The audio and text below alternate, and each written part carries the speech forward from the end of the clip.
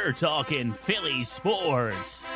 The Philadelphia Phillies are 2008 World Champions of Baseball. And New York sports. Ball game over. Yankees win. The Yankees win. And the unique history and relationship between the two cities. With Mike Carr. You're so money and you don't even know it. And Adam Turkel. I agree. Nobody's madder about than I am. They're going to say that, and I'm going to look at them and say, hey, you're right. This is the Battle for I-95 podcast, starting now. All right, welcome to the Battle for I-95 podcast. Mike, amazingly, this is episode 30. You can hear the music in the background. Episode 30. And as always, for all 30 episodes, we are brought to you by Easy Moving. Moving his ass. Do it the easy way. Servicing Fairfield and New York.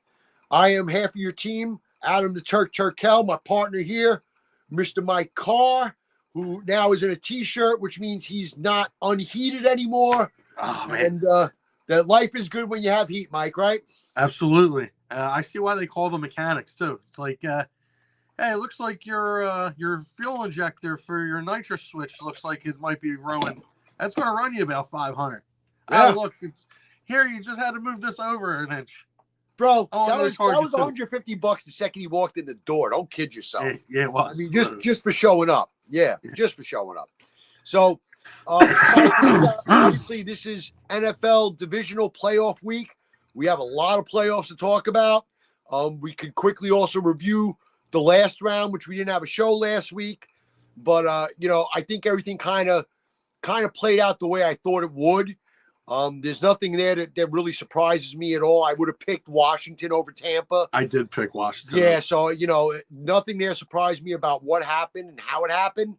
But first, we're going to start quickly with a little baseball talk. And just to get this out of the way quick on the off season with baseball, obviously we know all the signings the Yankees made. They went out and got Goldschmidt. I think they've done a nice off-season job compensating for losing Juan Soto. I think they probably have the best pitching staff in the American League. I'm expecting good things from the Yankees. But let's talk about something else that I want to get into. And that's that yet another Japanese star player is signing on the West Coast with the Dodgers. Mike, my problem isn't the spending of money because the Yankees did it my whole life, right? If the Dodgers are the big, evil empire now, which they really have become when it comes to spending, as the Yankees used to be, that's fine. But this, to me, is more about geography. And this is going to be a little unfair if MLB doesn't figure out a way to equally distribute this talent. Because the reality is this. LA is a lot closer to Japan. A lot more watchable by Japanese people than New York, Philadelphia, Florida, Toronto, Washington, you name it. Anything on this side of California, basically. I mean, they even have an advantage over Arizona, who's in the West, Right. So Dodgers, Seattle, San Diego, San Francisco, this is going to, over the course of time, unlevel the playing field west to east when it comes to Japanese players. And I say this in the same way I would say it if there was an explosion of English players and they were all coming to the East Coast and nobody on the West Coast was getting any. So this is not about, who the Yankees do or don't get, and for the Phillies who don't do or don't get. For me, this is about geography. Mike, they have to come up with something, whether it's some type of draft system or rights system that goes within this. Are you thinking like I am, or am I out of my mind? Yeah, I mean, the NBA does it. Even if you play professional basketball over there, it's an entry draft. You should be entered into a draft, into an international pool, so to say. And wow, Stutter and Stanley over here. The NBA, aren't they thinking about just strictly an international draft? They've discussed it, and baseball has always been the freewheeling sport. No cap. Right. Basically, since free agency started in the 70s, it's been players go wherever they want.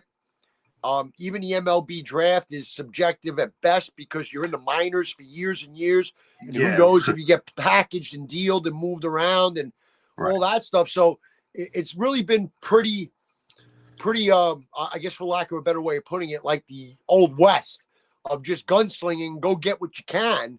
And if you get it, you get it. And if you don't, you beat. But this is a little different because Japanese baseball, and this is the reality, Mike, they've caught up to us a lot. It used to not be the case. You know, you had the once in a while shining star. All right, the Yankees back in the day got Hideki Matsui, right? That was an outlier, though. It's not like there were 3-4 Japanese players a year coming over and all starting to sign. Now you have in a 2-year span, the best 3 Japanese players have all gone to one team on the West Coast.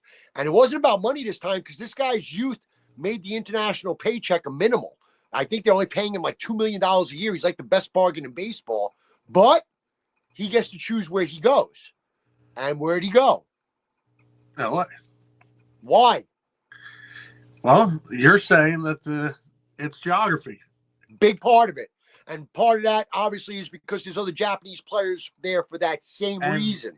Yeah, he fits. He has some buddies. Right. He has buddies. They literally have 3/5 of their staff is Japanese now. Right? Mm-hmm. And these are considered to be the best 3 throwers from Japan in the last 5-10 years. So, again, I'm not begrudging the Dodgers for being a big, bad spend-it-all team, but this particular signing wasn't about money. And the NBA, listen to me. Yeah, we're both doing it. Nice. Yeah, we're both doing it. We're both stuttering and sputtering all over the place. The MLB has to figure out a way to come up with an international draft or international rights pool or whatever they come up with to kind of level this off a little bit, especially with the younger Japanese players because the younger ones are going to be cheaper. You know, now, I'm not mad about Shohei Ohtani because he came here, you know, got his big contract after doing his time with the Angels. But where'd he go when he came here? Oh, the Angels. Why? It's LA. It's on the West Coast. It's LA. Tacos from LA. So, you know, I don't think it's going in a good direction for baseball in that manner. I think that they got to stop it now. I mean, they got the most drafts out there too. You're saying they should have an international draft. They got the Rule 5 draft. Or international rights. It doesn't necessarily have to be a draft. Maybe it's a rotating pool of rights to where different teams get first crack at a player. Sure. But like you said, I mean, in baseball, I think it's the longest tenure with the team when you get drafted too. Mostly because, like you said, you're in the minors. Baseball seems like it's the easiest sport to become a professional in because you have on a lower level. Yes. Professional, paid to play the game.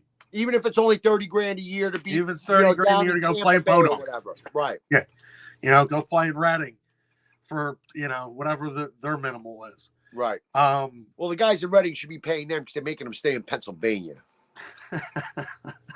Listen, I drive out there all the time. I love Reading. You love Reading? Oh my God. Yeah. Oh yeah. Yeah. No, I'm sorry. I'm not with the. Anyway, it's a little piece of Kensington. I love it. Wow. He said it's a little piece. I'm not crushing Reading. That deserves what that. the fuck? What? Yeah. But you go and you're stuck there with the team for 6 years unless traded. If you're coming or brought up. If you're coming through the U.S. through the draft system. Right. The Japanese players aren't doing it. Japanese players aren't. And not only that, but they're also picking where they want to go. That's what I'm saying. That. No. No. So, yeah, I mean. You come to our country, do it our way. All right. The views of Turk do not necessarily reflect the views of Mike. Yeah. Holy shit. Jesus. I had a lot to say there, but I'm just going to keep quiet. Wow. The game. But I'm giving foreign love now. That's love for my international comment. That's Sorry. it. That's the only international comment he's going to have.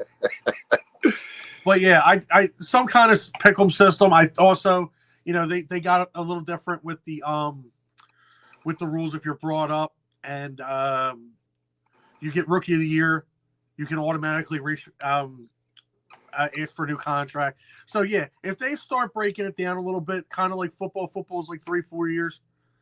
I understand there's development and stuff like that goes into baseball. It is the hardest sport that there is, but go easy there. It's scientifically the hardest sport in the world. Okay, one of the hardest tasks. Yeah, I'm not saying is to hit a 90-plus mile an hour ball coming at you and reacting to it in under a second. I agree with that, but to say it's one of the hardest sports, I can't say that. A lot of guys make a living standing in the outfield, scratching their nuts for 3/4 of the time, and you're a Hall of Famer if you fail. 3/4 of the time, you got a chance of making a Hall of Fame. So that's why it's so hard. I would say the hardest sport, because of the longevity or lack thereof, is still football. It's football. Yes, it's the hardest. To make money, sport. To get rich, to stick around, have longevity, and have a long career.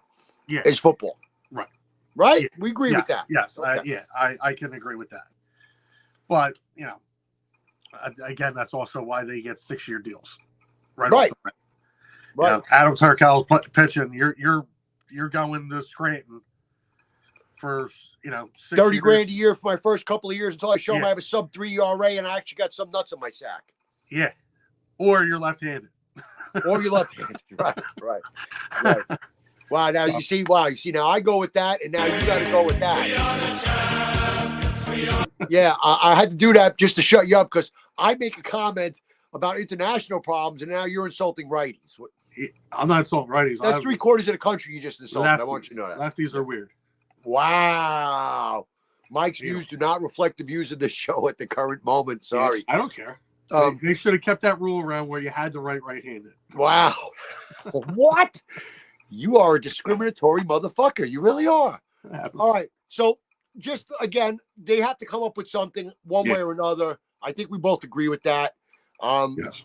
What they'll come up with, my best idea, this is I come with solutions. I tell you that all the time. Is this breaking news? This is breaking news. I have the solution. It just ran through my head. Okay. So, when a Japanese player makes professional ball in Japan, right? He makes a team every year for a new player who just got in. MLB should have an international draft. And they have the rights to that player if that player chooses to leave Japan. Now, it's a gamble on the MLB team's part because he may never come, right? But I actually think it kind of works. So let's say I'm going to throw a name out there. Yamamoto Shitsu is just joined the whatever Giants, the Yashimori Giants, wherever the hell they are, right? And he went from school. He was 20 years old. They signed him.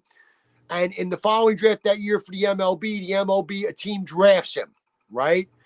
8 years later, Mr. Shitsu decides that he's going to go try out the MLB. He's good enough. He's been dominating Japanese baseball. He's 25 years old or whatever, 26 years old. Boom. The Arizona Diamondbacks have his rights. They drafted him. If he wants to sign, it has to be with them, or he has to get them to trade him, which now creates value for the team he's not going to play for. At least you're going to get something for it. I actually think it's a good system, Mike. What do you think? Yeah, why not? Anything to try. I bring solutions. Anything to try. Solutions. But, again, they got to start looking into like the you think about like the NFL. We have 2 Australians on our team. They went through the regular draft. Right. They still had to be drafted. Why not just go into the regular draft? They didn't just get signed. They had to be drafted. Right. He was a professional rugby player. I know it's not the same sport. I know it's not even close to the same game. They have their similarities. They're like distant cousins. But we drafted 2 guys from Australia. But they had to go through the same entry draft, the NFL draft, that every other player. So just for having international players, it's, I think... it's a way just to keep a check and balance. Yeah, but You know, again, I mean, push listen, up to the regular draft. right. And as the baseball team, again, as a Yankee fan, let's say that, you know, again, Mr. Shih Tzu, the Yankees used their second round pick on him back in 2017. Mm-hmm. They may never see him. They may never see him. Yeah, Sixers did it with what's his name? Right. But if in 2024 Derek. he decides to be an MLBer, he now can't just go wherever the fuck he feels like. He has to go to who drafted him. That's it. I think it's fair. I think it's fair. So I bring solutions. These solutions are brought to you by Turk, where excellence is excellence to commitment and commitment to excellence. All right. So, yeah, I like that. Yeah. Little Turk is my law firm. all right. Yeah. From Mike, and Mike. Yeah. Car checker. Wow. That's terrible. I would never trust that law firm. I couldn't. Bird law. I mean, where's your office in Kensington? What the fuck are you doing? This is what I do all day. And I rest my case, counselor. Yeah. All right. So, all right. So let's get away from that. You know, the only other thing to say in baseball is it looks like Alonso's not going back to the Mets. Word right now is that the Blue Jays are the league contender, and they've been trying to buy anyone they can, and nobody wants to go to that fucking team, right? But the Mets, well, it's Canada. It's because the money's different. You know, you have to get a fucking passport to go everywhere. You move into a different country. It's a different currency. It's a pain in the ass. You got to get a passport to go there to go play ball, don't you? Yeah, but you only have to go there a couple times a year as opposed to go there all the time. You already have the passport. Bro, and you're rich. Bro. You still have to change. There are inconveniences to it that players don't want to do. It's that simple. I'm not saying that it's major breaking shit, but there are inconveniences. You can't say it is not. It's an international team. There's inconveniences. So nobody wants to go to Toronto and take their money, right? But Toronto might be the only team that's going to offer Alonso over what the Met offer was. And the Mets offered him 3 years for $72 million, which is like, wow. Has he fallen that far down in favor? The talk is that Toronto may offer him for 106 or something. And and the Mets have already said they're moving on. The word going with that is that Vladimir Guerrero Jr. has no intention of re-signing with Toronto. I wonder why. And that the Mets may try to pull off a big trade for him. So that would behoove Toronto to get Guerrero's replacement. And everyone forgets, there's only 6 guys or 7 guys in the history of Major League Baseball that in their first 6 years of playing have hit 30 or more home runs every year. And Pete Alonso's one of them. So the guy's power is there. It would play well anywhere because the guy, all right, he may hit 240, maybe declining. You know, he's a thicker body guy, but he's going to still, at least for a few years, hit his bombs. Mm-hmm. You know, so if the Mets are going to push the trade for Guerrero, because Guerrero's not going to resign in Toronto, it would make sense for Toronto to get Alonso. Go for it. Okay, Phillies. You all did nothing. You got nothing. And you're going to be in third place in your division. How's that feel? No. We're still going to somehow pull, I don't know, a wild card spot. So are you better than the Braves? Yeah. Returning National League East champion. Wait. I'm going to rephrase my question. Are you better than the healthy Braves?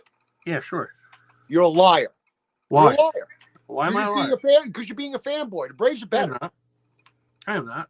The Braves are better. We just traded for the Dodgers for a future center fielder. Yeah, he's awesome. Yeah. Good job. He hit 251 in Double-A last year. Double-A, that's great. So he'll about 130 in the bigs. Perfect. Yeah. But can he get on base? You're delusional, bro. Sorry, you really are. All right, let's move on from baseball because this is not going to go well, this conversation. So we're going to move on from baseball. All right. Quick glance over the NBA. Yeah, who gave you a scare the other night? Okay, before we even get into that, let's say right now, I'm pretty confident to say OKC right now is the best team in the association. Okay. Man, they are young, they are fast, they can score, and they're a fucking problem. They really are. They've beaten the good shit out of the Knicks twice. Last night, they took Cleveland, who's had the best record in the East all year, took them to the woodshed. Didn't just beat them with the piece of wood, but then they let their friends come over and ass fuck them. I mean, Yeah, they violated them in every way they could. But they look like the best team in the association right now, and it doesn't look that close. I got some concerns with the Knicks for the first time this year. Concern number one, they're not the same team when Karl Anthony Towns doesn't play. Concern number two, they are not the same defensive team they were last year. And concern number three, Cat is hurt. And injuries has been his history. Concern number four, he's wearing Eagles gear. That didn't bother me. Yeah, he grew up in South Jersey, Mike. I mean, of course he roots for the Eagles. So does Jalen Brunson. I'll tell you what, wait. Why is everybody I want to know why everybody's upset about it. I'm going to tell you why. Because you're playing Philly in Philly, wearing Philly gear. You want to wear the Eagle shit because you're a fan? Brunson does it sometimes. He goes to Eagle games. They got pictures of me Eagle games. That's fine. Not when you're not even playing and you're on the bench in Philly against Philly. If he did it in Minnesota, does anybody care? If he did it in Miami, does anybody care? No, it was actually, and it was such a dumb move on his part. He changed. That he changed at halftime. He changed at halftime. Yep. Like, somebody go get me a jacket, please. Right. So I got no problem with who he roots for in any other sport. He grew up in the area. Right. He wasn't wearing a Sixers jersey. Right. But still, I get the ire for it. Right. I'm going to look at it from your perspective. Right. Let's look at it from your perspective. Jalen Hurts, right, is hurt. And you go to play the Giants in New York, and he's wearing a Soto Met jersey. No, you want to know what really pissed me off? 2008 National League Championship Series. 2 rows off the field, Kobe Bryant wearing a goddamn Dodgers hat. That's right. He wore a fucking Dodgers hat. That's right. That set me off. Well, I was like, not only did you average over 18 points in the 2001 finals against your former home team, couldn't give us a little lit, but you're wearing a fucking Dodgers hat. And I'm glad we beat the piss out of them. Okay? And then, so salty. You know, he wants to go and wear an Eagles jersey, and now he's an Eagles fan. Rest in peace, Kobe. Well, I'm going to say again, you know, I think Towns just had a misstep. I'll call it that. It's not that big of a deal that everybody's making about it. He should have just thought before doing it. He should have known it was going to bring some backlash. You know, it's kind of like the rule that I have in games I play. Rule number 1 is don't be a dick. You know, it was a dick move a little bit. So you got to be a little smart about those things. But other than that, I got to see what happened. The Knicks still haven't gotten Mitch Robinson back, which is now worrying me. Okay. It's like, okay, listen, he was due back December, January. Now we're getting close to February, and he's still not back. The word around is that if he's not ready soon, the Knicks are going to go make a deal, and they're looking for somebody like Valanciunas. Now, I like Valanciunas a lot, right? However, he's not going to solve the current problem because he's heavy-footed and he's not a very good defender. What Mitch brings back to the table, if Mitch comes back healthy, is he helps what's been a hurting defense, right? And Valanciunas isn't going to give him that. So I can't say I'm as confident in Knickerbockers as I was 2-3 weeks ago. I'm a little worried. Now, they're still a good team. They're going to make the playoffs. They're probably going to be the 3 seed, maybe even a 2. Can they beat the top 2 or 3 teams in the league right now? Right now, no. Right now, no. Not without their center. Not without Robinson, not without some defensive presence, not without a healthy Cat. Okay? So, and all those things are in question right now. Your Sixers, it's nice to know that Joel Embiid has played 6 games this year.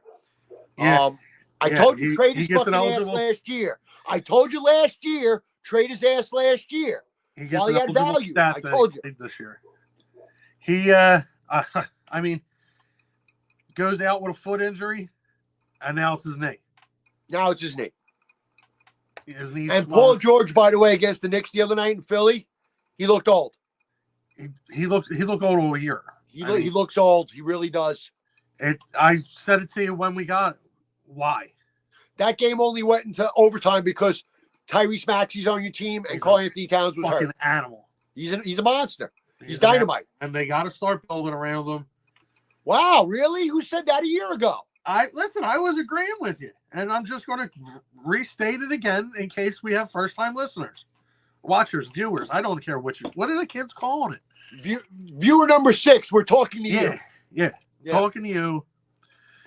The Sixers need to start looking to the future, and that is through Tyrese Maxey and Joel. Although one of the best players in the league when he plays, the world, when he plays healthy. What's the best ability, Mike? Availability, and he's never available. Never available. Always on the bench. Yep. With ailments and stuff, and it's because he's over 7 foot tall, and he put on all that body weight. We know how that works with these big guys. It happens all the time. There's only one guy. I'll tell you this. I'm barely 5'7", and I'm 230. Well, okay. Just because you're These a bowling knees, ball doesn't mean everyone else is a bowling but ball. the knees are going. I'll tell you before we get off basketball, Victor Wembanyama's insane. I still hate him. Dude, he's so good.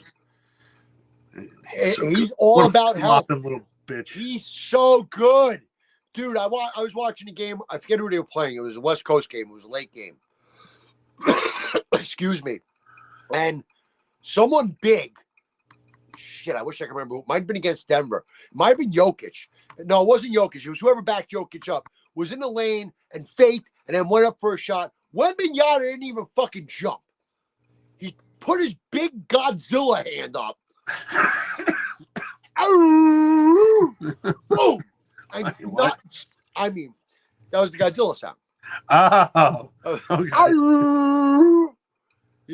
And he grabs it with his big Godzilla paw, blows fire out of his face, and rejects it. I mean, the guy had 8 blocks in the first half the other night. And he's shooting 35% from 3. This is how insane it is. So, that's just something. Getting in a line. Dude. Falling all over the place. They get themselves 1 or 2 players with him next year, and that team's a legitimate threat just because of him. Just because of him. So, I know you're shaking your head because you got Joel. I don't play Embiid. So, calm yourself. Yeah, well, I mean, eventually that bug's going to hit him too. We'll see. And it's always dependent on health. There's a couple of guys that didn't. Very few.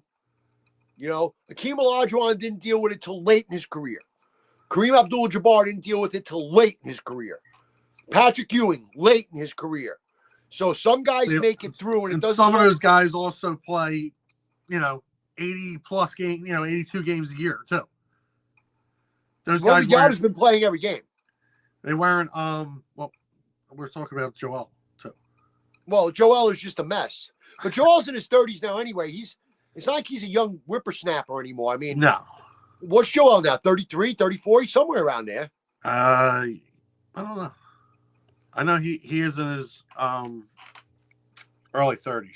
All right, well, he's in his 30s. So Wembanyama's in his 20s.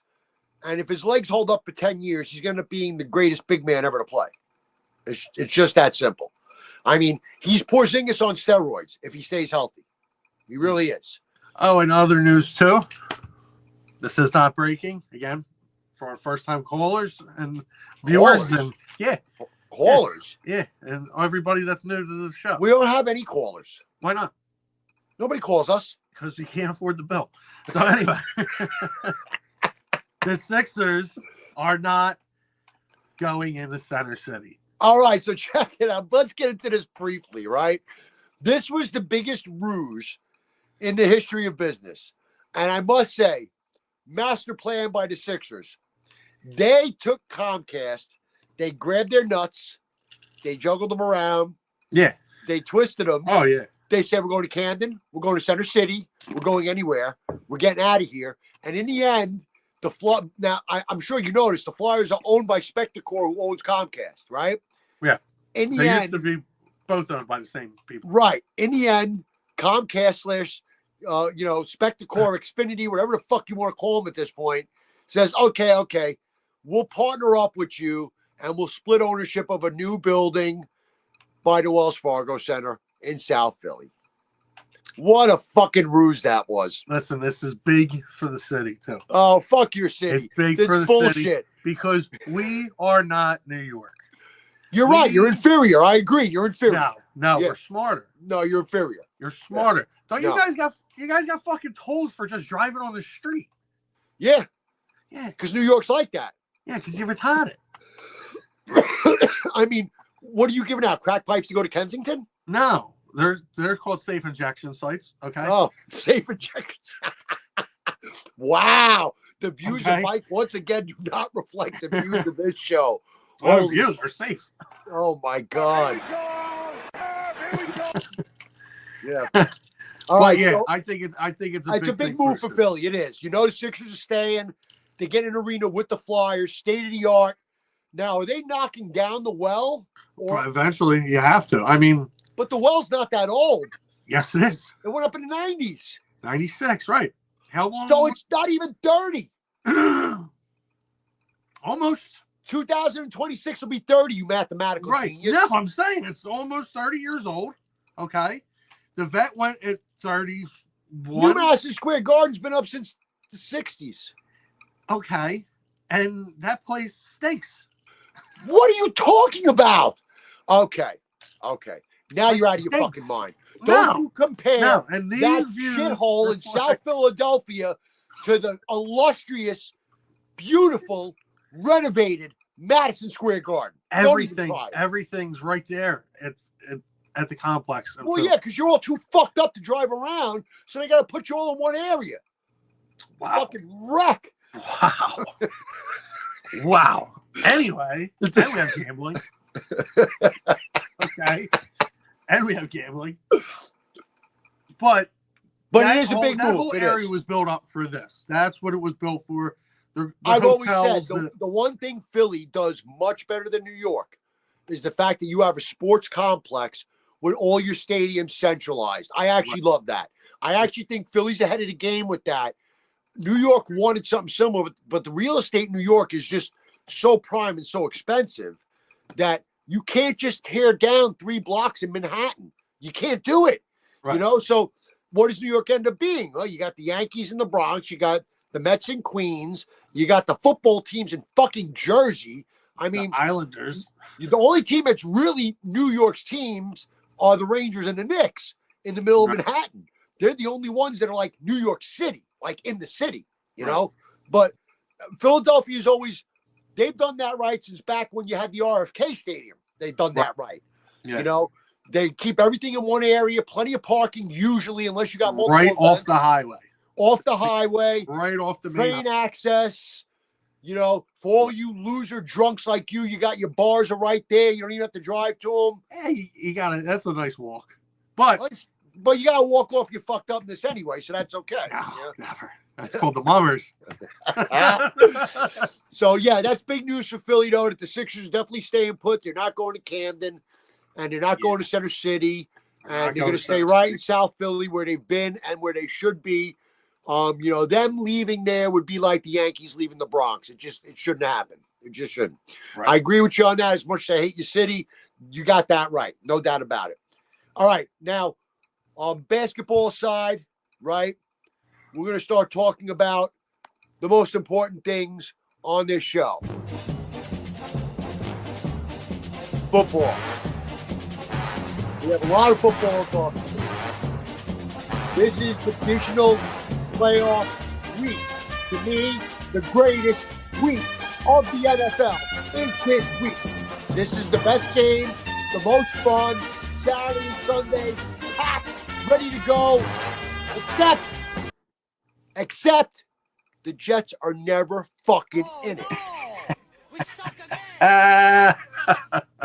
Never in it. So before we talk about playoffs, let's talk about my fucking losers and the other losers around the league that have fired coaches and the carousel that's going on right now, right?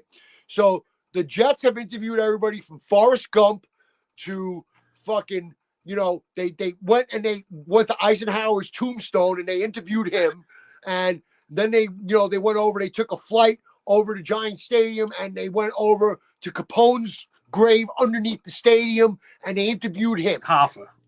Well, whoever they've interviewed. My point is, they have interviewed everybody except the guys that they should have interviewed: Pete Carroll and Bill Belichick.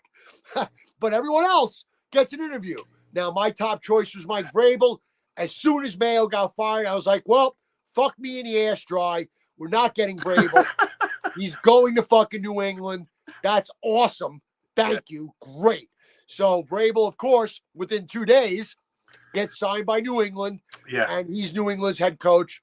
And that scares the living ball sack out of me. So that's problem number one. Now the Jets, I mean, when I say interviewing everybody, Rex Ryan, I mean, I think they let's just interview Jim Mora. Hey, Dennis Green died a few years ago, but let's interview him too. I mean, they're interviewing they interviewed some guy from Maryland's head coach who has a losing record in Maryland for 5 years. I don't understand. But he'll get it.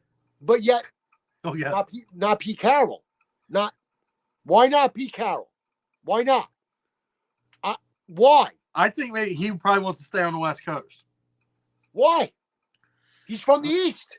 I don't know. I mean, he went right from USC to Seattle. Yeah, but originally he went from the Jets to New England. I don't know, man. My point is I think the Jets need an experienced coach with this roster currently constructed. Now look, the two coaches that seem most likely right now are Aaron Glenn, who is the DC of the Lions. He has Jet history. He was a Jet player. He was a great Jet player. He understands the New York media. He's a leader of men. I have faith in that. But you still never know whether a first-time head coach is a head coach or not until he does it. You're still rolling those dice. And to go one step further, he's defensive-minded, and we've been doing that forever, and it doesn't work. At least it hasn't since Rex, which is a long time ago. Then the next head candidate is, what's his name? Brian Flores, the DC of the Vikings, who's the former Dolphin head coach, who wasn't exactly offensive friendly when he was telling Tua he sucked. So now both men, I don't know what to think, Mike. I don't know what preference I have between the two because they each have advantages and disadvantages that are opposite of each other. The advantage of Aaron Glenn is New York familiarity, former Jet, leader of men, knows the ground around here. Excuse me. The advantage of Flores is head coaching experience. Had some success while doing it before he got too full of himself and him and management had problems. But did him and management have problems because of management or because of him? You know, and I already got issues with fucking Woody. So last thing I need is someone to stir the pot with that jerk off, and make it even worse. All the candidates that I want, we don't need Belichick. Fuck Pete Carroll. I mean, Mike, this is. Oh, by the way, we still don't have a GM either. What the fuck are we doing? Well, your owner's your GM. Mike, what do you think? Listen, why don't you give Kellen Moore a call? Everybody else says. No. Number one, Okay. I'm going to go first-time head coach. I'm going to go with my guy, which is Aaron Glenn. Okay. Number two, he failed big time last time. All right, he wouldn't be a first-time coach, but he was so bad the first time, you almost have to think he's a first-timer. I mean, he failed bad as a head coach. It didn't go okay. It didn't go badly. It went nuclear missile blowing the city up, leaving no people around bad. That's bad. So, no, I don't want Kellen Moore. We're not going to get the guy, the OC from Detroit. And you know what? Again, I forgot about him too. I don't want him either because I don't know if he could be a head coach yet. It smells a lot like a North Turner type of thing. You know, I don't know if I trust it. I wanted the adult in the room.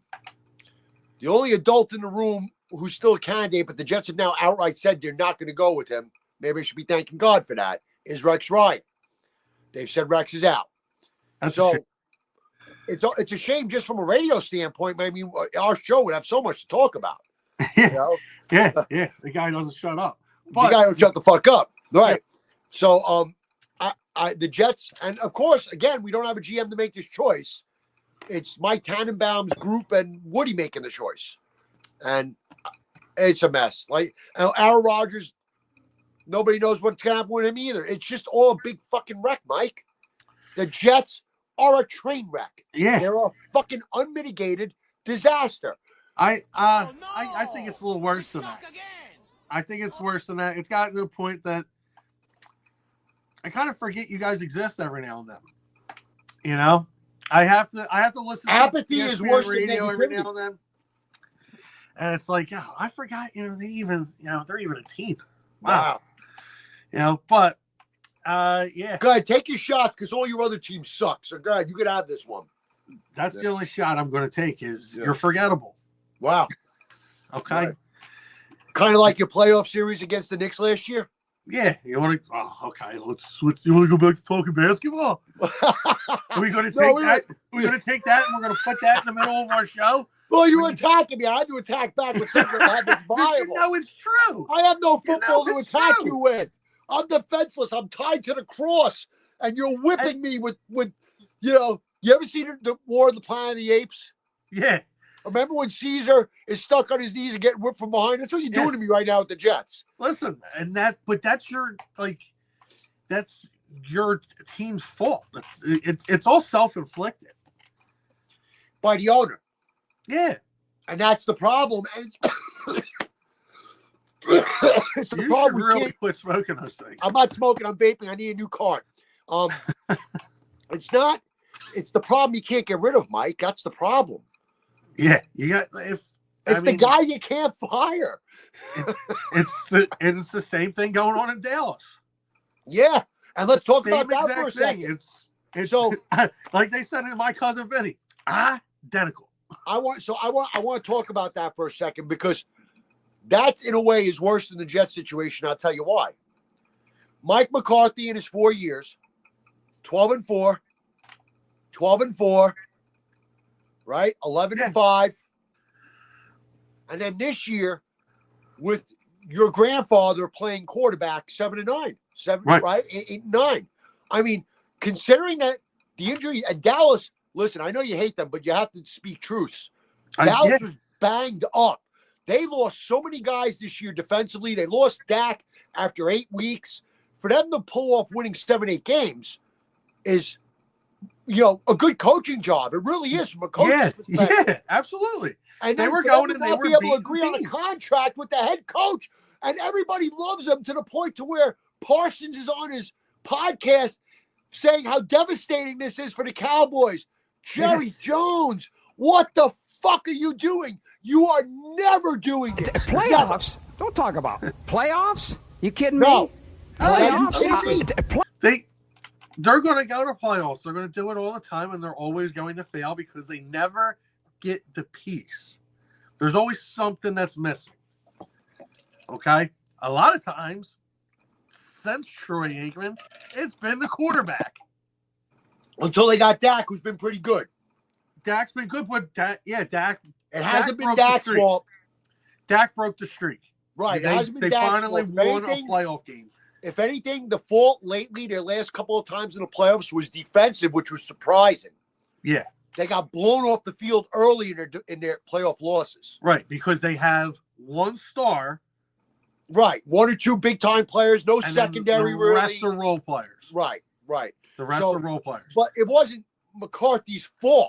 I know it's not McCarthy's fault.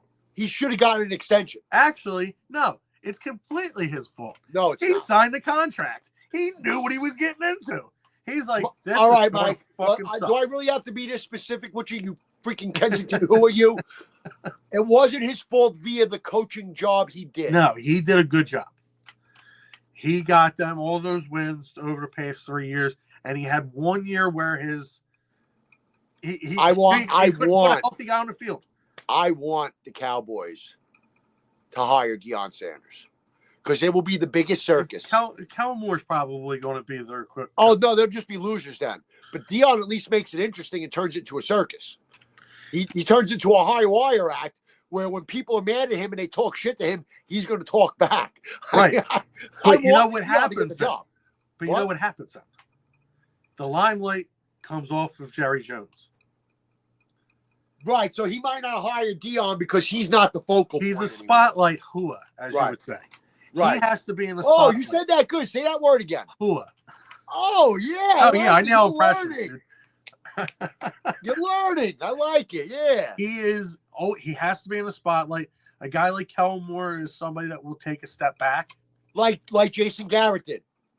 Exactly. Yeah, you're right. He will take a step back and he'll go. Even Mike McCarthy was a mild-mannered guy. He's not the guy who's going to jump in your face and get in your shit. But the reality is this, Mike. The Cowboys can't win like that. He's getting old. If he really wants to win, right? And I really believe he does. No. Listen to me. The views of Mike do not reflect the thoughts of this show. It's okay? just what has to happen. No. The reality is if he's going to win while he's still alive, right? He needs to get that dominant personality back, like when he had Jimmy Johnson, like when he had drove him out because he spoke up. He needs someone that's going to tell him, Jerry, shut the fuck up. And he throws him right out in the front. That he's not going to win again while he's on the planet. And it's a beautiful day in Philadelphia. Wow. It's a beautiful day in Philadelphia.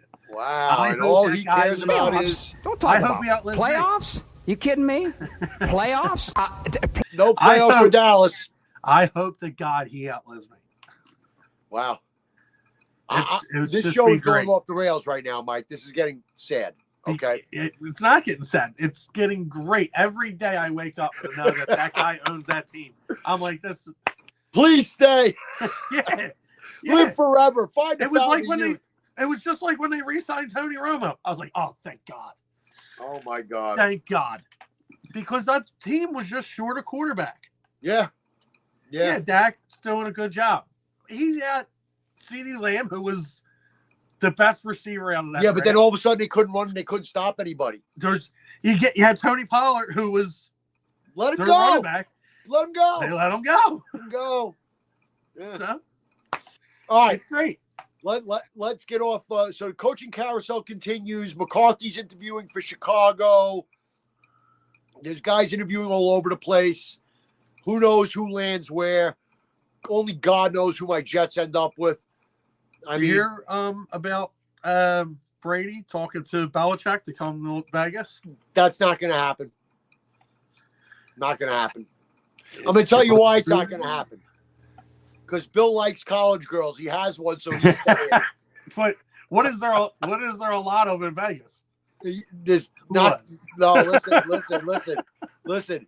He's at UNC going to frat parties right now. Bill's good. I hope he is. You know, Bill's he's kind of my Bill's idol. living his best life. I got to tell you, I'm not going to lie. We always thought, I obviously have my reasons for not liking the guy. He abused my team for 20 years. He was the HC of the MYJ for 5 minutes before resigning and taking the Patriot job. All that shit. But, boy, do I wish I was Bill. I mean, he's got all them Super Bowl rings. He's got a girl young enough to be his granddaughter. And he's coaching at a college. He's probably smoking out of bongs. Yeah. And you've seen him on TV this year, Mike. The guy actually has personality. He's actually kind of funny. Yeah, he's actually funny. Yeah. So I wish I was Bill. I'll take Bill's life right now. I'm in. Go for him. Good for him. All right. So let's talk about the most important thing that we could talk about, Mike. And that is the NFL playoffs. Divisional round. Last week kind of panned out the way we all thought it would. Washington did go beat Tampa. Yes. Pittsburgh did lose to Baltimore, which I thought would happen, but I thought it'd be a better game. Okay. Most of the games suck. Houston blowing people out. Houston stinks. Who are they blowing out? That hurt. San Diego. What happened to you? I have to get this out of my head that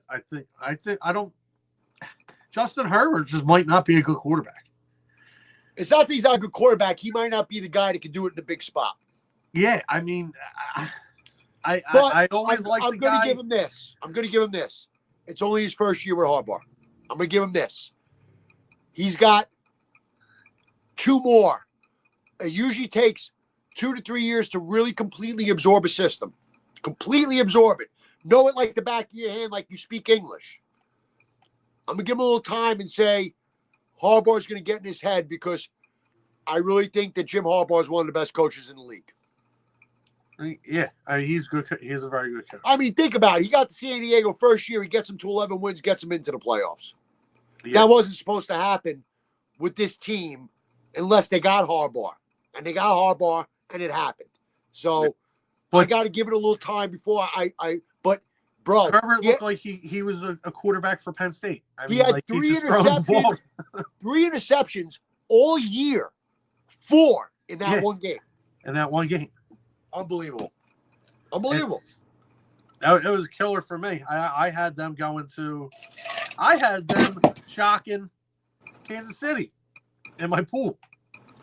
What? Yeah, well, I told you stop going to Kensington for that good meth. It wasn't going to work, right? Well, the meth and the analytics, they just go hand in hand. Oh my God, revolutions. And then obviously you got teams doing the Rams. I mean, they're playing for LA and by the way, I want to say prayers to everybody dealing with the wildfires out there. I've seen pictures from that area that are just mind-blowing. You're talking, and I've heard some people say, oh, fuck these rich people, blah, blah, blah. You know what, bro? Fuck you. Their memories are in there. Their pictures are in there. Their family heirlooms are in there. You know, just because you got a lot of money doesn't mean it doesn't hurt when you lose everything, you know? Yeah. So my heart goes out for them. And the Rams came out like a team that was playing for a city. Game gets moved to Arizona, which my hat off to the Arizona Cardinals organization. Not only for letting them play the game there, but for literally turning it into SoFi Stadium. Literally turning it into a home game for the Rams. Paying for their buses to bring their fans over. Bro, that's over the top. And I congratulate the Arizona Cardinals. You know? That's what I'm saying. I take my hat off because we're always talking about, excuse me, still getting over a cold. We're always talking about competition and how teams go at each other. But the reality is this, and they get it in the NFL. I used to try to say this when I was coaching lower level arena. I used to try to say this in semi-pro. We're only opponents on the field. Otherwise, we're business partners. And Arizona really took that to the next level and really helped out a business partner do something that needed to be done. And boy, what about the fall of grace for the freaking Vikings? Wow. 14-2, lose the division and the number 1 seed on the last week to the Lions, and then get throttled in their ass by a nightstick. I mean, and Sam Darnold probably lost $150 million in those 2 games. And he looks like he's seeing ghosts again. Yeah, he did. Just that. He was terrible both games. Just like that. In the biggest games of his life, he was not good. Yeah, he was not good. He was looking at possibly a huge signing in the offseason. Now, someone's still going to sign him, Mike, but he's not getting $50 million a year now. No, that's not happening. He's not getting star money. He's going to get, hey, we're going to 25. Bring in. Yeah, we're going to start, but we're going to bring another guy in to compete. He'll get like the 4-year, $110 million contract or whatever, $25 million a year or whatever it is. But boy, if he could have played well, especially in that playoff game, because everybody has a bad game once in a while. So once he had a bad game against Detroit, and then he comes out, and even if they lose, he plays a great game against the Rams, he's still getting paid. He laid a fucking egg, bro. Complete egg. That was the Sam Darnold that I saw on the Jets. That was him. Yeah, that's what I said. He's seeing ghosts. He's seeing ghosts again. Yeah, it's terrible. And you got the Bills beating up on the Broncos. That didn't shock me at all. Not surprised. I thought the Broncos would throw up a couple points, man. I mean, Bills are way too good. No, they're good. They're good. Broncos are the Broncos. For the Broncos to do what they did this year, Mike, is phenomenal. Yeah. I didn't think they'd only score once though. Scored first, and then didn't score again. And then Yeah, just checked out. Hey, we did it, guys. Yeah, we scored. All right. Go All team. right, catch you later. You guys enjoy next week. We're going to Cancun. Well, they got run out the building. Now, let's start talking about what's coming up this week. All right? And we're going to go over here and bring this up real quick so we can get deep. And one of these conversations is going to be about, but we'll get to that after. That's a Sunday game. So, calm your titties there. All right? All right. Yeah, that's right. You have titties. Showing? No, but we could tell. We could tell. Yeah. All right. Manly man pecs. So we're going to start with,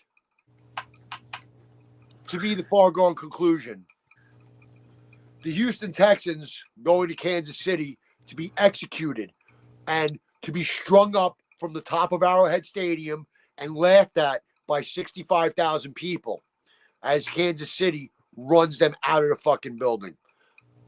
All right. The Chiefs added DeAndre Hopkins.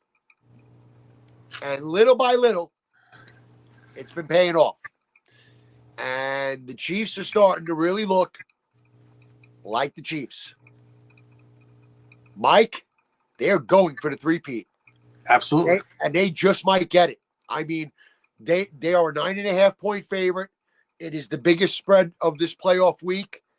And I don't see Houston having any chance at going into 15-degree Kansas City against Patrick Mahomes, DeAndre Hopkins, that defense, Andy fucking Reid, Steve Spagnuolo, and all these guys who have done this over and over and over again.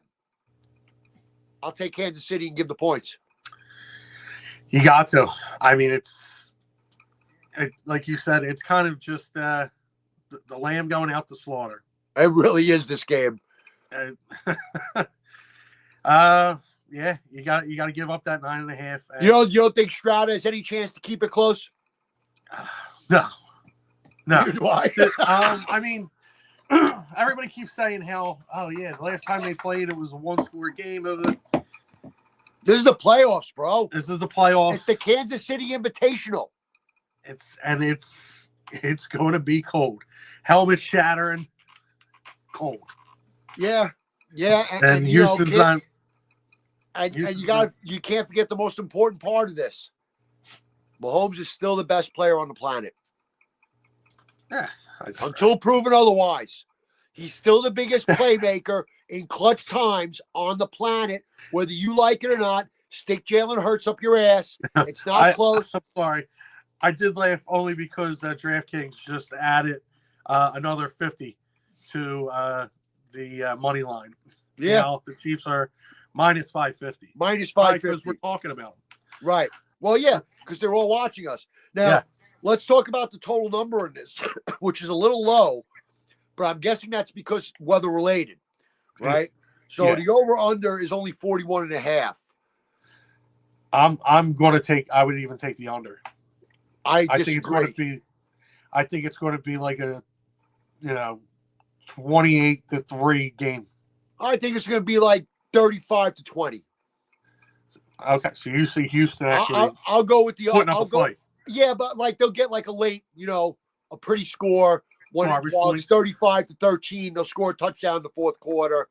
I don't think it's going to be that close of a game, but I'll be surprised if Kansas City doesn't pull up at least 31 themselves, which is why to me the over is a good bet. I think Kansas City's coming in to prove a point, Mike. I think they're going to come in and say, everybody, listen, motherfuckers, we won the Super Bowl the last 2 years. Fuck your Eagles. Fuck your Lions. Fuck your Rams. Fuck your Bills. Fuck you all. We are the Chiefs, and we're going to light you to fuck up. And they're going to put up a lot of points. All right, easy there, fanboy. So I'm not a fan, bro. I get my shit handed to me by them constantly. So I'm not a fan. But I'll tell you what I am a fan of. I'm a fan of greatness. And Mahomes in the big spot has shown me he has the potential. He's not there yet to become the greatest quarterback ever to play the game. He is 6-0 on divisional weekend. Unfucking real. 6-0 with the If they make it to the AFC Championship this year, do you know how many times in a row that is? It will be 7. It will be 7. 7 straight years. Only one behind the Patriots with Brady. Yeah. I mean, and he's still young. He's not 38. I mean, I blame the AFC. you know, should have got rid of that side a long time ago. You want to hear something funny that's going to make you laugh as an Eagle fan? They were talking about this on FAN this week, right? New York. Did you know that the former Giant, which one was it? Shit. Anyway, one of their GMs who they ended up firing wanted to draft Mahomes, and they talked him out of it. I love it. Yo, I love it. Whoa, that is the Giants will Giant. The McAdoo wanted their old head coach McAdoo wanted Patrick Mahomes. That's the guy they ended up firing because he benched Eli for Geno. He ended up being right. Yeah. Eli was done. I mean, everyone called him McAdoofus and was all over him. And everything, he actually ended up being right about everything. So, yeah, he wanted Mahomes. And the Giants said no. And that's worked out real good, guys. Good job, Giants. Love it. Way to I go. love it. Yeah. All right. Another beautiful day in Philadelphia. So, the night game tomorrow. Yeah. Spread is big. Man, I'm having a hard time not seeing this as a runaway game. But I will say this. If there is a team outside of Philadelphia that is going to put up points to keep up with Detroit, who's still a little banged up on defense, they got some of their guys back, but they're still down 3 or 4 starters. It could be the Commanders, because I'm going to tell you what I've seen from Jaden Daniels this year. I haven't seen a rookie. I see a polished, calm, poised quarterback who knows how to run to throw, who knows when to take off. And, man, I really want to take the Commanders and the 8.5 points on the road, but I don't know if I can. I got to take Detroit and the minus 8.5, and it hurts. And I'm taking that 8.5. And I think it's going to go over the 55.5 that DraftKings has posted. I would think the over is very... Yeah, but how are you taking 8.5 if it's going over to 55? That means it's a competitive game. Yeah, so. If it's competitive, that you're saying that they're going to win by more than one score. It's going to be a 2-score game. I think Washington might win outright.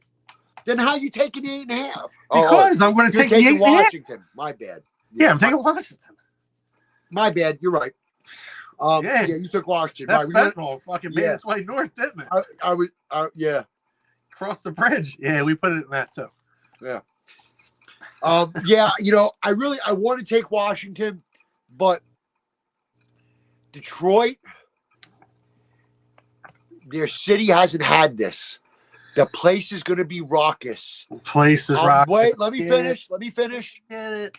They have a lot of experience from last year. Goff has been there. He has been to a Super Bowl. He has a team that is beyond hungry. They probably have, if not the best, one of the 2 best offensive lines in football. I'm having a real hard time, and they have a coach who will gamble on his own mother's birthday. I'm having a hard time betting against that guy and that team. That coach. I really like Dan Campbell, Mike. I like Dan Campbell too. I don't see Dan Quinn being able to scratch Campbell's jock. And I think that makes a big difference. Okay. I think that Daniels is the key component in this game. And that's what's going to take the Commanders at least within that 8.5. So let me ask you something. How many points do the Commanders have to score to win this game outright? Because the Commanders are not going to hold Detroit to under 30. So get that out of your fucking head. Yeah, I know that. So it's going to have to be anywhere between 42 to 35. Yeah. 35 to 37 points. Yeah, at least. 35 might not get it done. They could lose 38-35, 40-35. They might have to score 40 plus to win this game. I do know that Detroit's also getting a couple guys back off, including their running back. Including their running back too, by the way. But I think Washington. Did you forget how good Montgomery is? Let me ask you something. Have you forgotten how good Montgomery is? No, Montgomery was my running back in fantasy. Montgomery, until he got hurt, was having an all-pro season. He was having a comparable, maybe not exactly as good as Barkley, but he was having an in the conversation with Barkley and Henry season. I also watched the Commanders hit Barkley. And he didn't have the crazy runs that we had. You're a divisional game, though. You're a divisional game. I get it. Yeah, we played each other twice. I get it. There's a little extra chutzpah in it. You know what I'm saying? A little extra. Yeah, I get it. But they need to take that same energy into Detroit if they're going to win the game. And I'm confident that that would be upset. This is going to be the upset of the week. There has to be an upset. It doesn't have to be.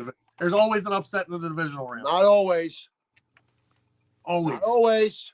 Always. I'm a gambling man. That's my story. I'm sticking to it. And that's why you're in a fucking room with a Dawkins jersey hanging up. Didn't have heat last week. Good job. All right. So you put fucking respect on number 20, okay? He is a God-fearing man. Yeah, I know. That's the point. That's all he's afraid of. I know. You just hit the point. Thank you. Thank you for proving my point. Yeah. All right. Well, I think, again, that game is interesting because that game is going to go one of two ways. There's going to be no gray area. Either Detroit's going to run them out of the fucking building, right? Because of experience and Washington's lack of their first bite at the apple, or it's going to be the upset of the week. I don't put it this way. If the game is super close, I don't think Detroit wins. I think if Detroit wins, they blow them out. Washington reminds me a lot of the 01-02 Eagles. Donovan's first getting in the playoffs. A shit team that didn't make it to the Super Bowl? They got to the NFC Championship against the greatest show on turf. When was the last time you saw an AFC Championship? 2009, 2010, both years. Yeah. And then you got rid of the coach.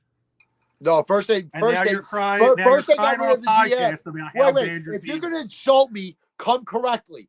First they got rid of the GM, and they brought in John Idzik to fucking get player personnel who used to be the airline stewardess for the Seahawks. Okay, and then that ruined the head coach because he got him garbage, and the head coach lost his mind and wanted to win the Snoopy Bowl and put Mark Sanchez in a preseason game and lost him for the season. Yeah. So if you're going to insult me, do it right. Do it in proper chronological order, please. Okay, sorry. Sorry I didn't put your failures in chronological order. Yeah, please get it right at least if you're going to insult me. All right, that should be an interesting matchup. That's the night game. We got the 4:30 and the 8 o'clock tonight. And then tomorrow, it gets on. But we are going to leave your game for last. Okay. We are going to go to the night game at 6:30 p.m. in the cold winds of Buffalo, New York. The Baltimore Ravens with Lamar Jackson and Derrick Henry, led by John Harbaugh, will go on the road to try to find that elusive playoff win. This is game of the week. No doubt about it. Battle of the MVP candidates. It's monster movie. Battle of the cold weather teams. Battle of two teams that haven't been able to break through. Fighting each other for the right to try to break through. Mike, this game is fucking hairy. Yeah. It's 1.5. Buffalo is a 1.5 home dog. Home dog. Now, let's look at this game closely. it's going to be under 20 degrees in Buffalo. Both teams are cold weather teams. That's not an issue, right? It's going to be windy. There could be snow. Why? Because it's Buffalo and there can always be snow. Yeah. Any given time, right? But even if there's not, this is a game that, in my eyes, plays into the hands of the Baltimore Ravens because they can run not with one, but with two people. And they can run read all fucking day if the weather's bad. And Buffalo can't run like that. And Josh Allen is going to have to put it on his back if he wants to win this game because he doesn't have a Derrick Henry on his side. Wow, Mike, this game is wow. It's going to go in Buffalo's favor. Buffalo's going to trample them. Calling it now. This is going to be like what were we building this up for? Oh my God. Okay. I'm done. Oh, you going to push a button? Go ahead, push a button. What? This is the game we're going to go. Did Baltimore even get off the fucking bus? Josh Allen is going to the AFC Championship because he's the man on the fucking mission. Okay? I'm taking Buffalo, the faithful, the Bills Mafia all day. I know you hate them because you want to be in their spot. And you're upset because Aaron Rodgers couldn't get it done. And wow, we're going to make it personal. Why got to be so personal? Because you make it personal about basketball all the time. I figured out now I'm going to start taking my shots. Wow. Wow. You know, all the times when, our team has 15 wins and you're like,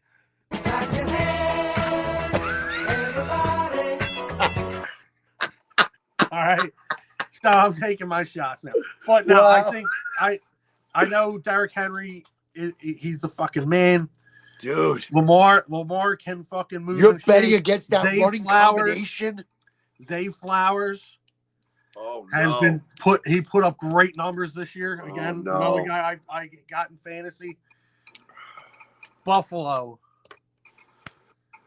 is going to pull this one off. Now that you got Bills Mafia in fucking fantasy land, living out something 24-10.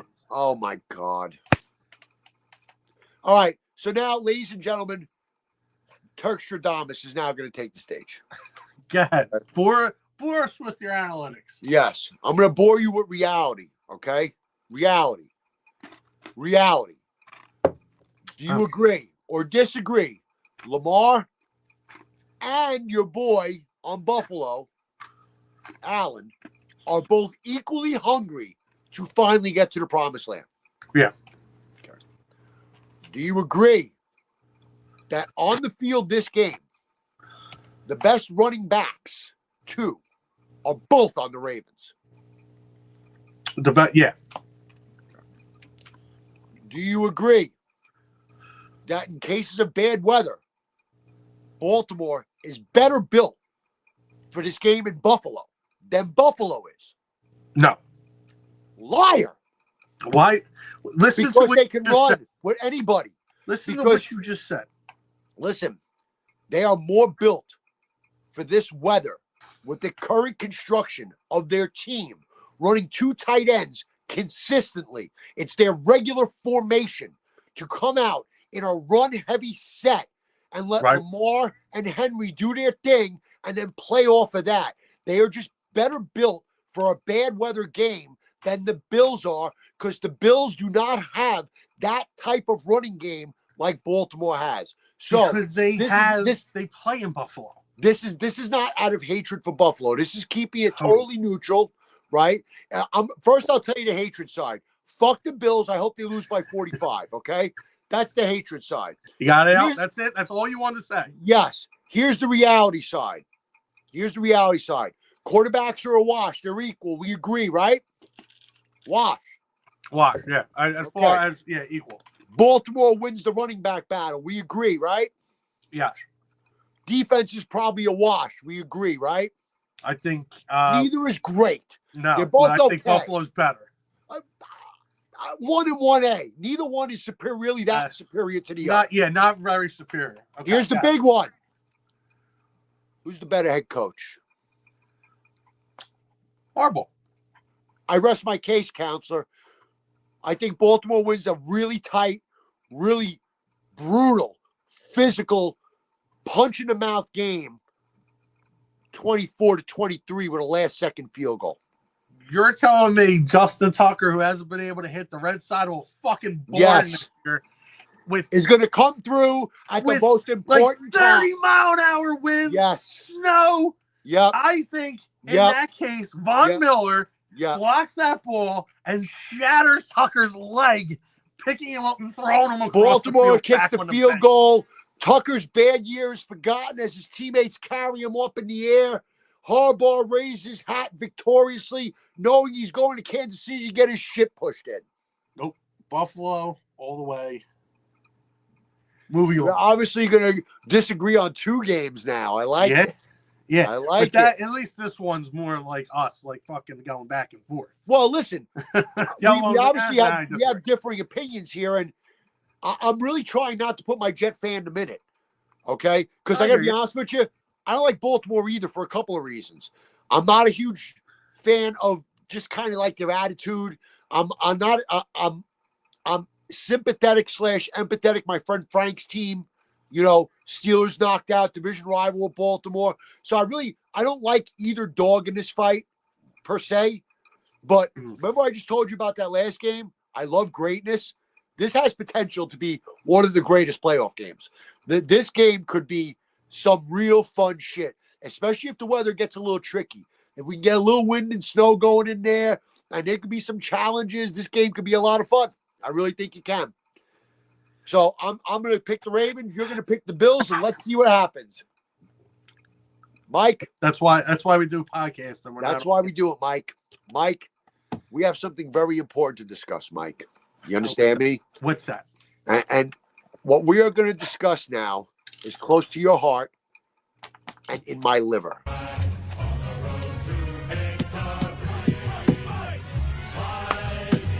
The Philadelphia Eagles prepare their journey. I'm going to let it play, Mike. I'm going to tell you Good. fucking Listen moment, to bro. it. Love it. Have your moment. I want Soak you it to in. spell it out with it, you loser. Ready? J-E-T-S, Jets. All right. The Rams, who really looked on a mission last game. I mean, they throttled Minnesota.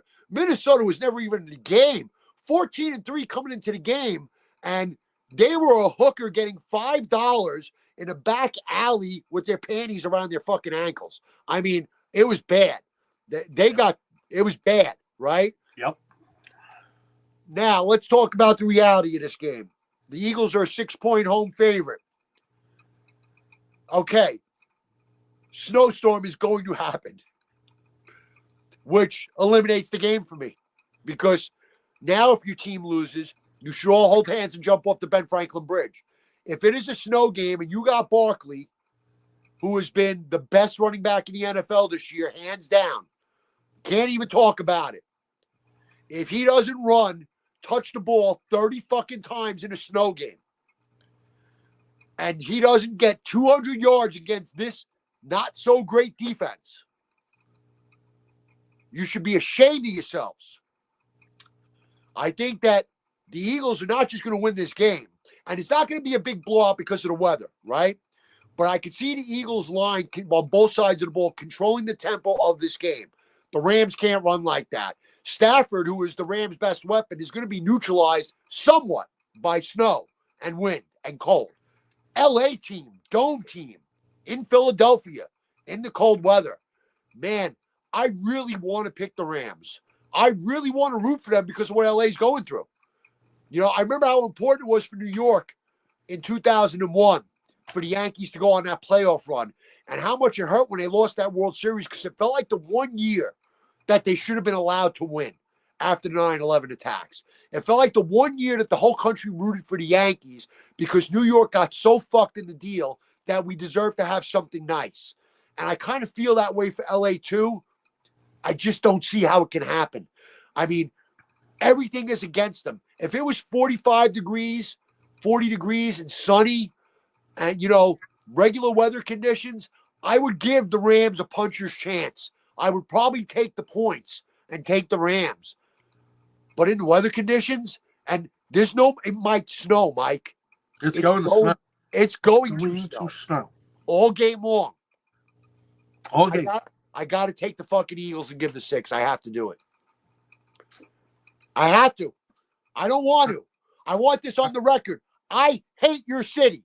I don't want to. Fucking move further. Well, anyway. I'm too close. I really am. I can hear you screaming from here. Smell the smug. Coming from Billy Penn's ass. Your thoughts on your birds, Mike? First and foremost, good win last week. It was a good win. It was a solid way to win. Solid win. You did what your team does best. You were smart. Philadelphia. And listen, even Barkley, smart, went down instead of going for the record, run the clock. What did he say, too? He wants to win. That's all he's about right now. He's all about winning. That's it. He don't care about records. He wants that trophy. The media, the world has been stacked against the Eagles all year. Oh, stop. Your team is stacked. Nobody's stacked against your team. Your team's been one of the best teams in the NFL since it started. What are you talking about? I'm talking about the bullshit that they keep bringing up. It's always Brown and I still think Jalen you should Hurts go don't like each other. I and think you know you should why? go, because I still think you should be going with Kenny Pickles, by the way. You know why? The reason why they're doing that is to create the bullshit shitstorm because we're quiet. We're the team that comes in, we punch you in the fucking mouth, and we leave. No. Yes. It's not about your team being quiet. It's about your fans not shutting the fuck up. That's never going to happen. Fans. You're not against your team. Let me against your fan base. Listen to me. We're getting all into that. Another big win last week was that fucking fan getting exposed from Green Bay. I agree. By the way, I'm on public TV right now, the internet. Your girl's a cunt. Oh, the views of Mike do not reflect the views of this show at any given time. Because you're a pussy. Turk, one thing that New York and Philly have in common is we're two kind of blue-collar, tough areas. Very it's not similar easy growing up in either city. Right. If somebody went to your wife and called her a cunt. Yeah. Knock him out. There's no talking about it. There's nothing to discuss. Maybe a courtesy that I'm going to punch you in the face now. Please be prepared. I won't even give that. That's not Please be prepared. Yeah. You have bought so and you paid so you're for saying this ass whooping. You're saying my reaction if a male says that to my wife for your reaction. I'm would not be telling right you. there. I'm at a game. I'm probably drinking. Right. We're gonna assume I'm drinking. Right. Sure. I'm at a game. So I probably got the beer in my hand. Right. I'm probably throwing that in his face so he can go like this. And then as he goes like this, I'm kicking him in the nuts. I'm punching him in the head and making him flip over 3 rows of seats. Something like that. I'm bringing him in the front seat with me. Yeah. I'm just going to grab him and throw him in the front seat. And again, I kind of dare the guy if somehow this gets to him, I'll call your girl a cunt to her face in front of you, and you won't do shit about it. But not for nothing. That whole thing, that was disgraceful. That whole thing. Yeah, the whole thing's. But yeah, it's complete. That guy was out of line. This is the shit that gives you Philly fans a bad rap. This guy's like this. Completely out of line. We're here to bust balls. We're here to bust chops. It's a game. It really is still sports at the end of the day. It's really a game. Yeah. I went to the NFC Championship at 17 with my father. My father watched the guys behind us. There was a whole family of Vikings fans, and he just stared them down. He turned around as they were sitting behind us, and he looked at the patriarch of the family and goes, "We're gonna fucking kill you." And then he's like scared. He's like, "I'm just kidding. Enjoy the game." Little icebreaker. Like, hey, man, like, we're not all dickheads. We're going to say Right. shit to you. I but- told you, I had experience there where I went there wearing all my Jet shit, hard hat and all. And from the second I walked into the section, I got booed heavily. Yeah. And I stood up and I said, listen, I'm 6'4", 230 pounds. You could say anything you want. The first dude hits me with a beer gets fucked up. Nobody touched me all game. We talked a lot of shit. It was a lot of fun. We had a lot of fun. It was actually okay, you know? Yep. So I think I will. I can't believe you're going to make me defend your city, you scumbag. Thank you. I am going to defend this. The few bad apples in Philadelphia do not speak for the entire fan base Exactly. in Philadelphia. Exactly. But you have to give me this too. You guys have more apples, it seems, than other cities. Yes. That guy who called her a cunt is probably the same guy who eats horse shit on Broad Street after we win. You know what I mean? Like, it's like, oh, what the fuck's this guy's problem? He ain't with us. But same time, this guy from Green Bay, one is the way he was dropping the gay slur starts with an F on Twitter, and you are a personality. You're a disgusting human being. Shame on you. Yeah, I agree. You're a disgusting human being. Well, you know what happens, Mike? It becomes, see, and this is, Mike Tyson was right about this. Everybody's an internet tough guy now, right? Yep. Mm-hmm. Once you get off the guys out of your face, so now you want to call them names and shit. You know what I mean? I mean, if you want to man up, the time to man up is on the spot. Right. You know? And you were put on the spot, and you had a body cam on you because you were that much of a pussy. Right. Because you wanted to record it, and now you ruined a person's life.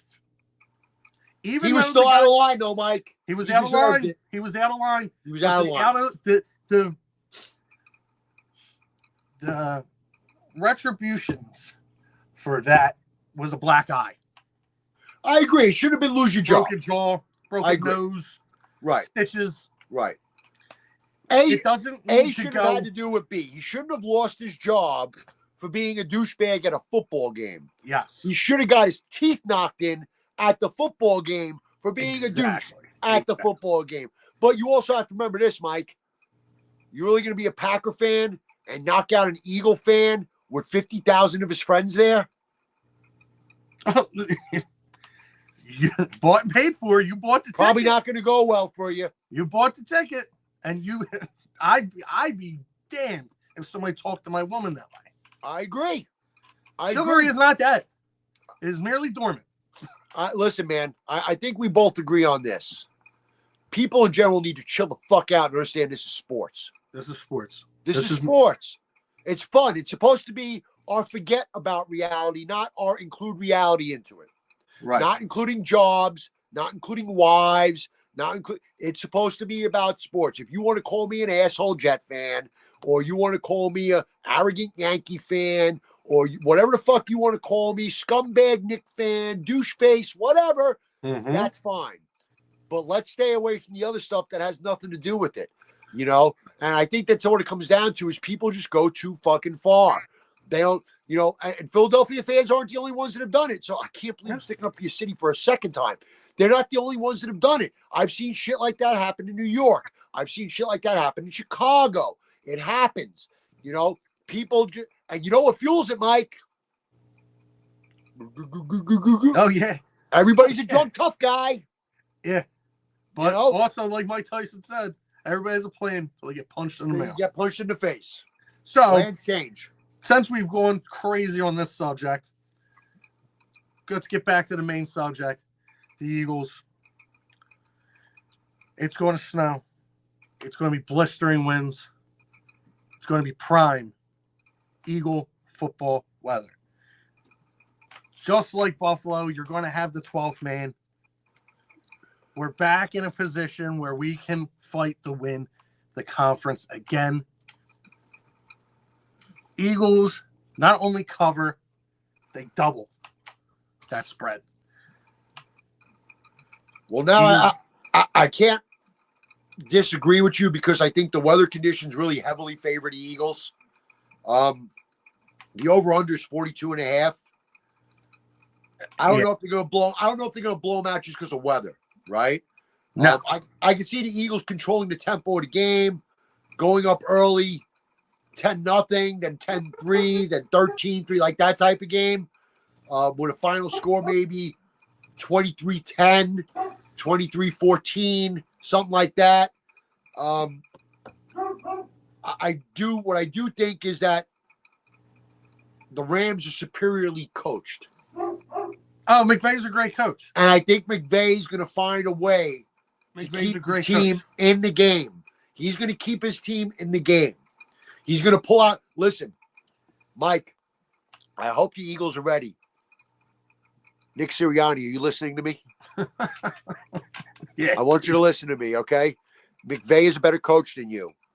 So expect anything and everything from trick plays, reverses, double passes, quarterback shooting the ball out his ass to a center, anything. He's going to come up with shit to try to steal. Mike, I always thought this when I was coaching, right?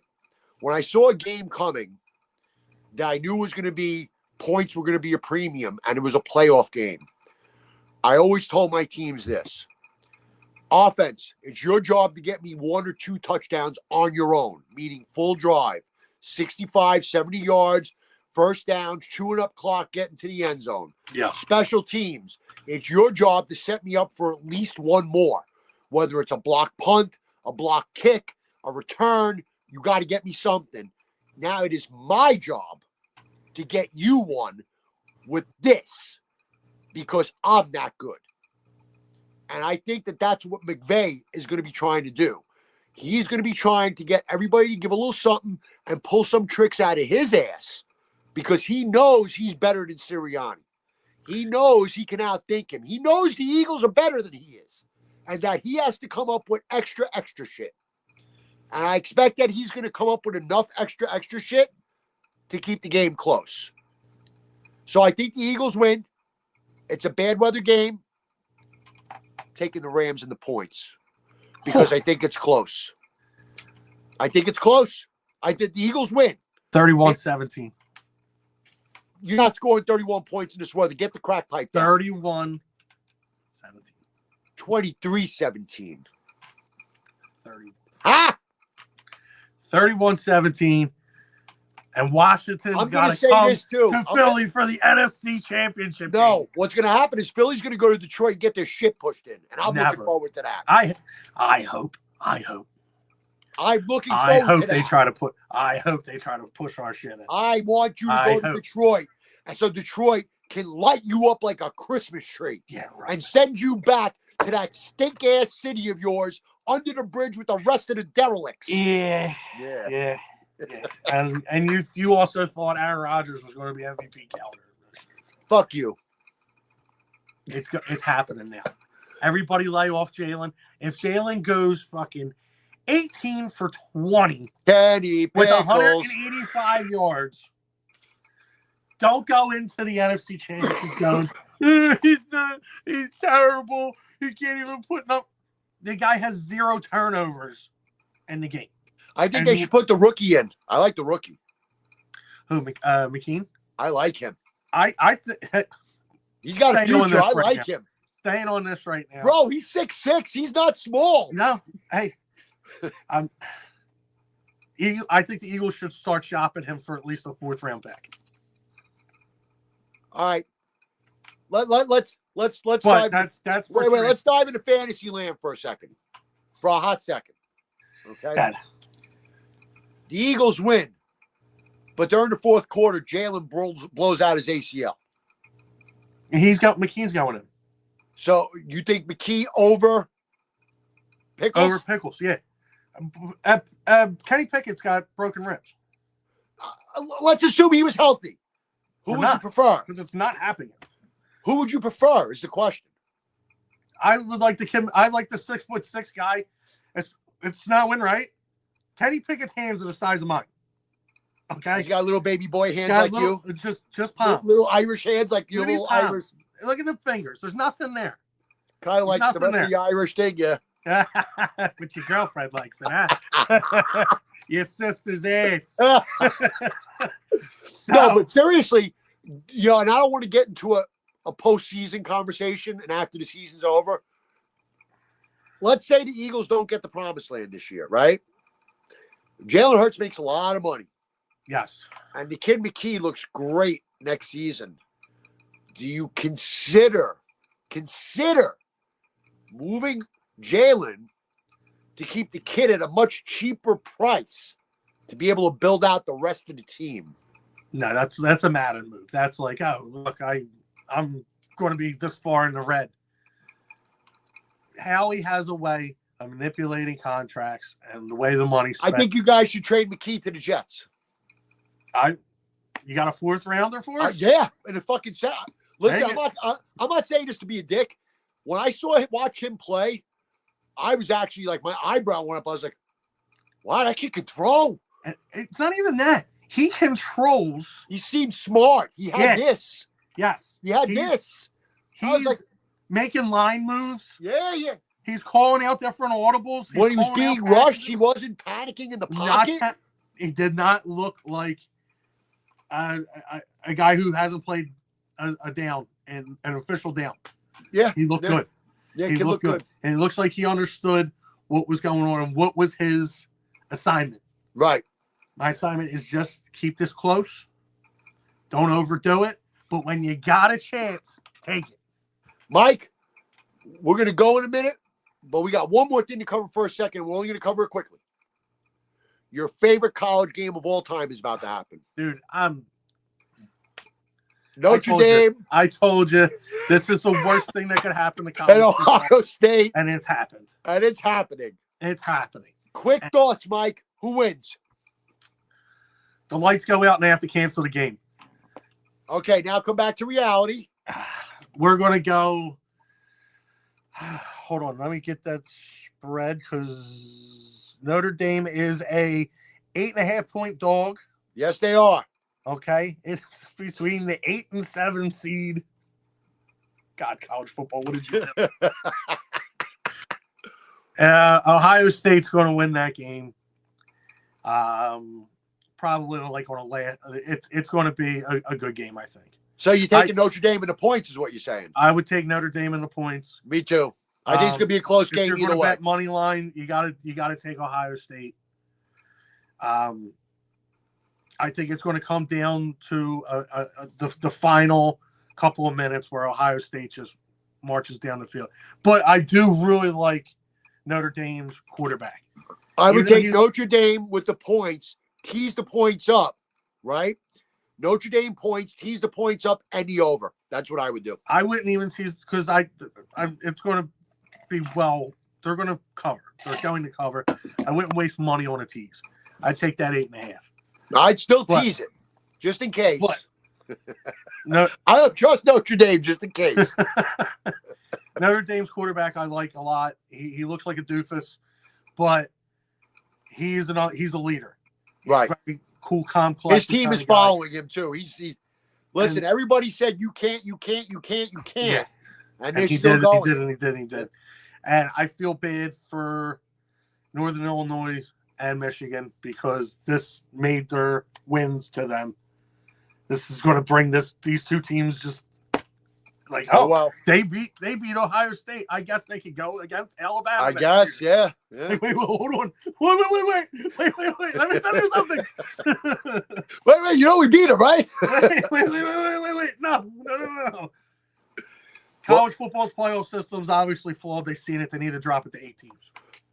Yeah, they went too deep. They went too deep on this. They got to drop it to 8, make it 8. It would these two teams still make it. Yeah. You still see the same championship, but you don't have those bullshit games. We all agree 9, 10, 11, and 12 are the ones that didn't belong.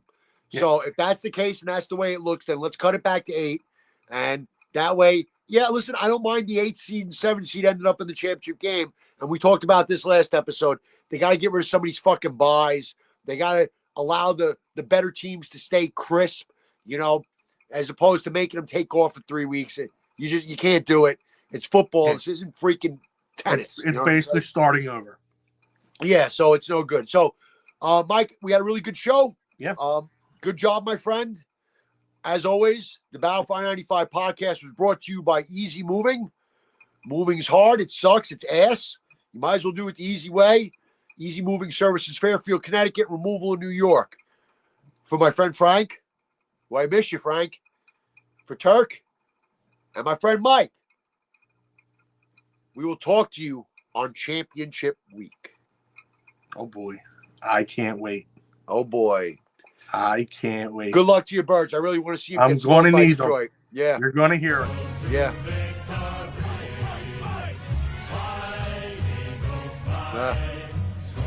Score a touchdown. 1, 2, 3. Your sister's ass.